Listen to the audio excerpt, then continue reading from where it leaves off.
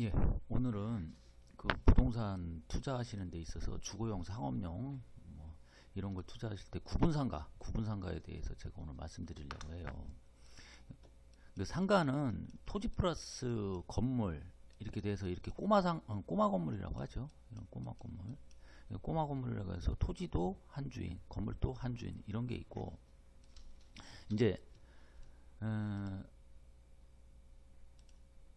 2000년도 초반에 아파트처럼 이렇게 일산에 있는 라페스타라고 하는 구분상가 그때 상당히 인기가 있었죠. 2000년도 초반에 분양을 하는 거였는데 이렇게 지분으로 토지를 갖고 그리고 전용 부분을 자기 등기 내서 자기가 임대를 놓는 이런 형식을 이제 구분상가라고 하죠.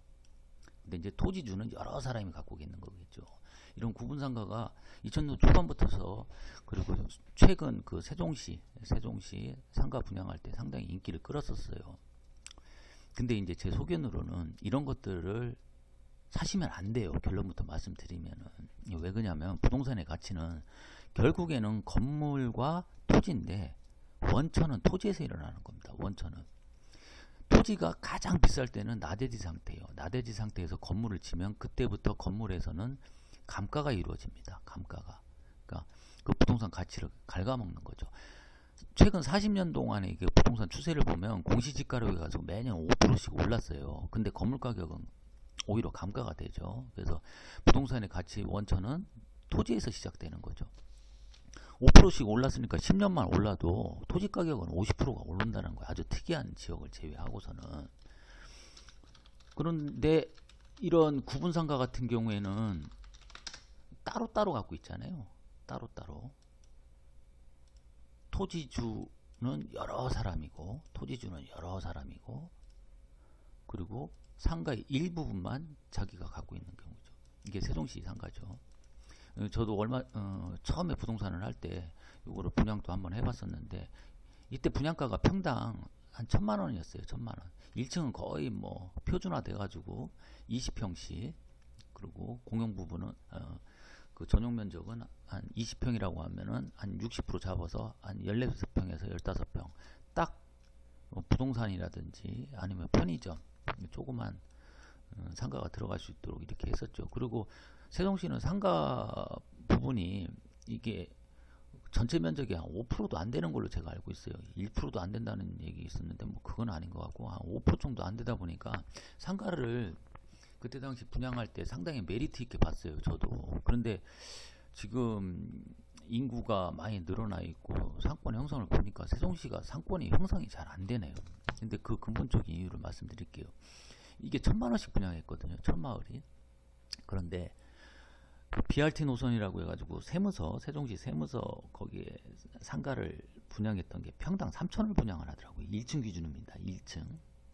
그러면 평당 3천을 분양을 하게 되면 이 점주분들이 견뎌내질 못해요. 점주분들이 견뎌낼 수 있는 거는 평당 1000만원대입니다. 평당 1000만원대. 제가 사례를 한번 드릴게요. 이제 일반적으로 이제 일반 한식점, 식당들을 가장 많이 하시죠. 식당들을 가장 많이 하시는 분들이 그 20평짜리 상가를 얻으시게 되면은 10평은 날라가고 주방이나 다른 걸로 하고 테이블을 한 10개 정도 놓을 수 있어요. 이건 거의 표준입니다. 그럼 객단가라고 하죠.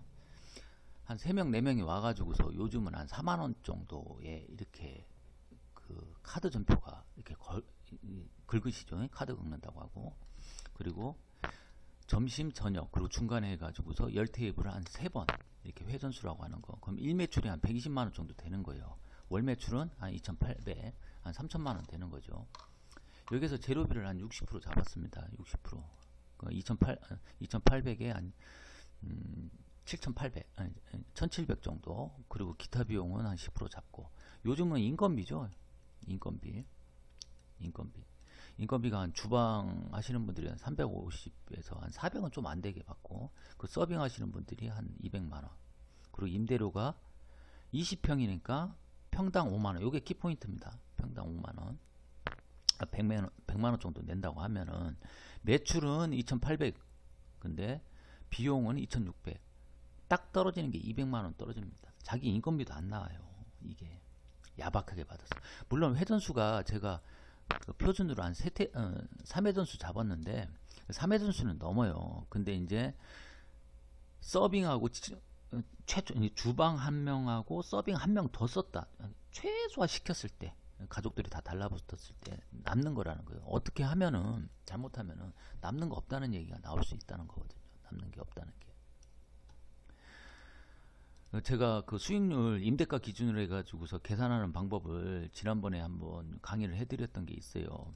평당 5만원이면은 기준가는 500. 그러면은 상가 같은 경우는 수익률을 5%에서 8% 잡거든요. 넉넉하게. 그러면은 매가를 산정을 한다고 하면은 5%니까 매매가는 평당 1000이 된다는 거예요. 평당 1000. 그러니까 상가를 평당 1000만원 이상 분양을 하게 되면 임대료를 얼마를 받을 거예요. 평당 5만원이 넘어가면은 이 점주분들이 견뎌내지 못하는 거죠. 그래서 요즘 뭐 구분상 같은 경우 2천, 3천 이런 게 그걸 받으시게 되면은 점주분들이 견뎌내지 못합니다. 처음에는 어떻게 견뎌낼 수 있지만, 그리고 나가게 되면 공실이 되고, 공실이 이어지게 되면 관리비를 이제 주인이 다 감당을 하셔야 되고요. 그리고 이거 안 되네 해가지고서 내가 허물고 나 땅에다 뭐 질려, 이렇게도 안 됩니다. 이렇게 이런 구분상가 같은 경우에는. 그래서 차라리 좀 돈이 좀 덜 드시더라도 꼬마 상가 같은 걸 사셔가지고 최악의 경우를 대비를 하셔서 투자를 하시는 게 낫습니다. 그래서 구분상가 같은 경우에는 뭐 메가박스는 아주 큰 CGV가 들어와 있는 것들, 그 밑에 있는 식당, 이런 거를 제외하시고서는 제 결론부터 말씀드릴게요. 전 권유도 안 해요. 사시지 말라고 하니까 절대 구분상가는 사시면 안 됩니다. 오늘은 여기까지입니다.